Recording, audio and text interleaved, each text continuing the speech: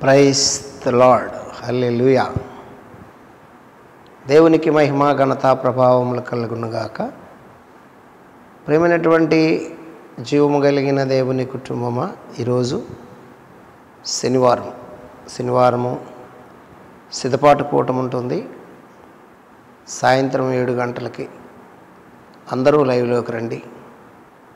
సిద్ధపాటు కూటంలో పాలిపంపులు పొంది రేపు పునరుద్ధాన దినములో ప్రభు శరీరం తినటానికి, ప్రభు రక్తాన్ని త్రాగటానికి వాక్యముతో ఉతక స్నానం చేసుకొని 6 దినాలలో మన ప్రయాణ పనిపాటలు దినచర్య అంతా 6 దినాలు మనం నడిచిన నడవడికనంతా దేవుని సన్నిధిలో పరిశీలించుకొని పరీక్షించుకొని హృదయంలో తొంగి చూసుకొని ప్రతి విధమైన ఆ కలంకము, ఆ కలుముషము, ఆ శిలువ రక్తంతో వాక్యముతో ఉతక స్నానం చేసుకొని యథార్థమైన హృదయంతో అర్హత పొందిన వారమై అర్హులమై ఆయన శరీరమును ఆయన రక్తమును పుచ్చుకుండే ఒక గొప్ప పండుగ దినము పునరుత్థాన దినము ఆదివారము. దేవునికి మహిమ కలుగునుగా. రండి ప్రియాదాయ జన్మ. ఈ దినము కొరకు ఒక వాక్యాన్ని చదువుకొని పరిశుద్ధ బైబిల్ గ్రంథం నుంచి మరి క్లుప్తంగా దైవ ధ్యానం చేద్దాం. కీర్తనల గ్రంథము, దావీదు రాసిన కీర్తన 20వ కీర్తన మొదటి నుంచి 5 వచనాలు చదువుకుందాం.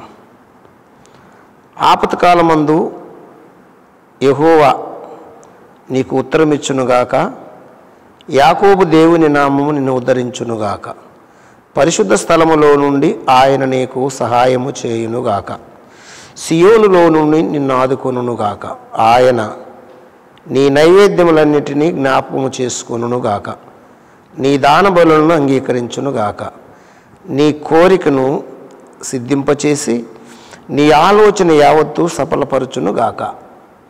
యెహోవా నీ రక్షణను బట్టి మేము జయోత్సాహము చేయుచున్నాము, మా దేవుని నామమును బట్టి మా ధ్వజమెత్తుచున్నాము, నీ ప్రార్థనలనియు యెహోవా సఫలపరచునుగాక.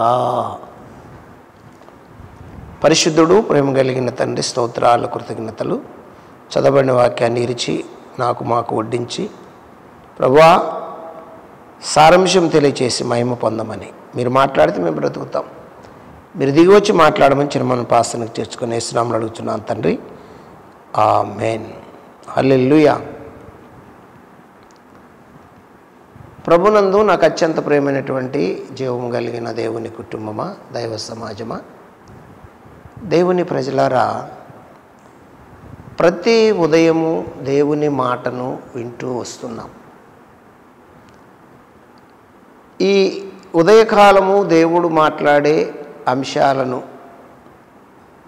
ఏమి మాట్లాడుతున్నాడు దేవుడు, పరిశుద్ధాత్మ దేవుడు దైవ సేవకుని ఎన్నుకొని తన నోటి ద్వారా దేవుని మాట వినిపిస్తున్నాడు. దాని సారాంశం ఏమిటి, మనకేమైనా ఉపయోగపడుతుందా లేదా అని ఆలోచిస్తున్నారా? ఆలోచిస్తున్నప్పుడు దేవుని స్వరము ఎలాగ అర్థమైంది? దేవుని స్వరము మీకు అర్థమైనప్పుడు దేవుడు చేసే కార్యాలు కూడా స్పష్టంగా మీరు అర్థం చేసుకుంటారని నేను విశ్వసిస్తున్నాను. నా ప్రియ దైవజనమ, రాజు అయినటువంటి మహారాజు దావీదు ప్రార్థన చేస్తూ దేవుని దగ్గర మొరపెడుతున్నాడు. ఎలాగ మొరపెడుతున్నాడు అని మనం గమనిస్తే, దేవుని సన్నిధానంలో కూర్చొని దేవునితో ముఖాముఖి మాట్లాడుతూ దేవుడు చేసిన కార్యాలకు ఆయన సాక్ష్యం ఇస్తున్నాడు. ఏమని సాక్ష్యం ఇస్తున్నాడంటే, ఆపత్కాలమందు యెహోవా నీకు ఉత్తరమిచ్చునుగాక, యాకోబు దేవుని నామము నిన్ను ఉద్ధరించునుగాక. ఆపత్కాలంలో మనం ఉన్నప్పుడు, కష్టకాలంలో ఉన్నప్పుడు, నష్టంలో ఉన్నప్పుడు, బాధల్లో ఉన్నప్పుడు, ఇరుకుల్లో ఇబ్బందుల్లో ఉన్నప్పుడు మనకంటూ ఒక ఆధారం ఉంది. ఆపత్కాలములో నిన్ను ఆదుకునే వ్యక్తి ఉన్నాడు, నిన్ను పట్టుకునే వ్యక్తి ఉన్నాడు, నిన్ను సేదతీర్చే వ్యక్తి ఉన్నాడు. ఆయన పేరే నజరేయుడైన యేసుక్రీస్తు ప్రభువారు. ఆపత్కాలమందు యెహోవా నీకు ఉత్తరమిచ్చునుగాక, యాకోబు దేవుని నామము నిన్ను ఉద్ధరించునుగాక. ఆయన నామము ఎవరి నామము? యాకోబు దేవుడు. యాకోబు దేవుడు ఎవరికి సహాయుడు? యాకోబు దేవుడు ఎవరికి సహాయుడో వారు ధన్యులు. యాకోబుకు సహాయం చేశాడు, నీకు సహాయం చేస్తాడు. యాకోబు ప్రార్థన ఆలకించాడు, నీ ప్రార్థన ఆలకిస్తాడని దావీదు మహారాజు సాక్ష్యం ఇస్తున్నటువంటి మాట. యాకోబు దేవుని నామము నిన్ను ఉద్ధరించునుగాక, పరిశుద్ధ స్థలములో నుండి ఆయన నీకు సహాయము చేయునుగాక. ఆయనకు ఒక స్థలం ఉంది, పరిశుద్ధ స్థలము.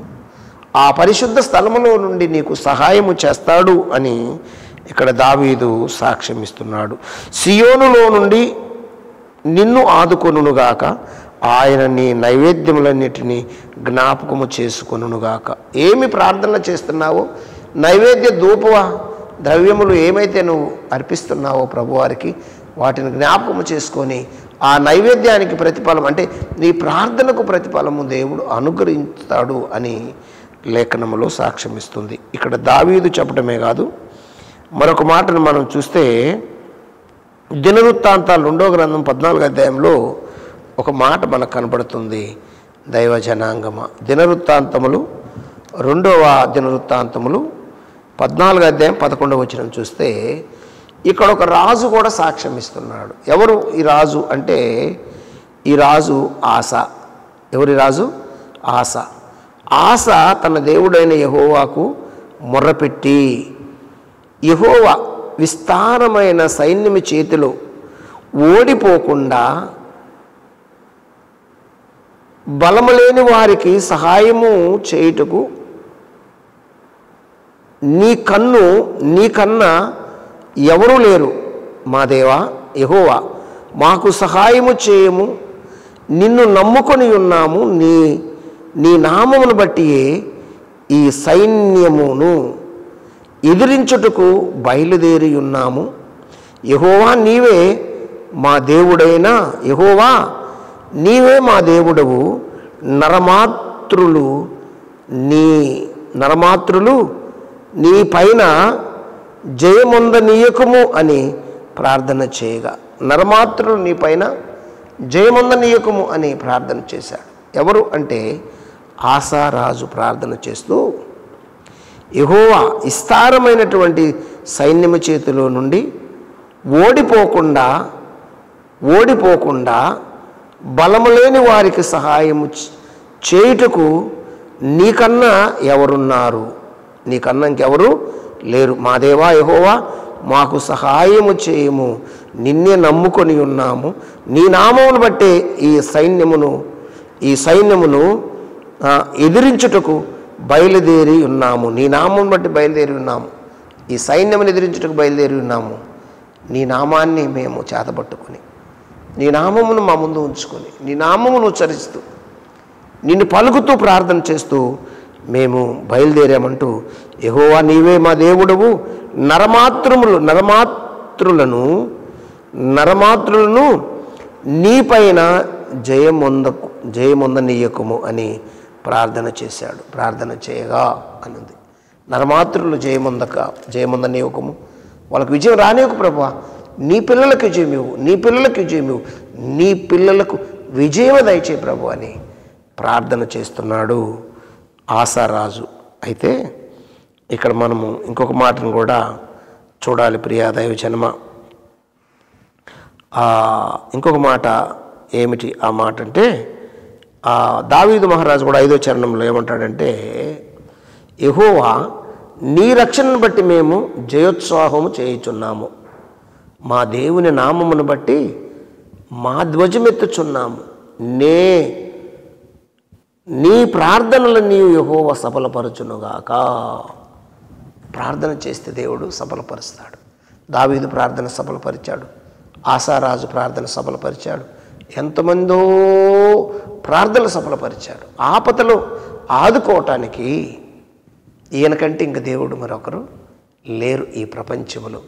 ఆయన పేరు నజరేయుడైన యేసుక్రీస్తు, విశ్వ సృష్టికర్త, విశ్వ విమోచకుడు, విశ్వ పరిపాలకుడు, విశ్వ చక్రవర్తి. అందుకే మనందరం చేయవలసిన పని ఏంటంటే, నీ విశ్వ చక్రవర్తివయ్యా, ఈ భూలోకంలో చక్రవర్తులుగా పరిపాలన చేస్తున్న వారి హృదయాలను కూడా మీరు పరిపాలించి మీరు ఏలండి ప్రభు అని మనం ప్రార్థన చేయాలి. ప్రార్థనకు ప్రభు వారు దిగి వచ్చి జవాబిస్తాడని నమ్మి ప్రార్థన చేస్తే నమ్మువారు జయము పొందుతారు. ఆపత్కాలమందు యెహోవా నీకు ఉత్తరమిచ్చునుగాక. యాకోబు దేవుని నామము నిన్ను ఉద్ధరించునుగాక. పరిశుద్ధ స్థలములో నుండి ఆయన నీకు సహాయము చేయునుగాక. సియోనులో నుండి ఆదుకొనుగాక. ఆయన ఆదుకునే దేవుడు. ఆయన నీ నైవేద్యములన్నిటిని జ్ఞాపకం చేసుకొనుగాక. నీ దానబలులను అంగీకరించునుగాక.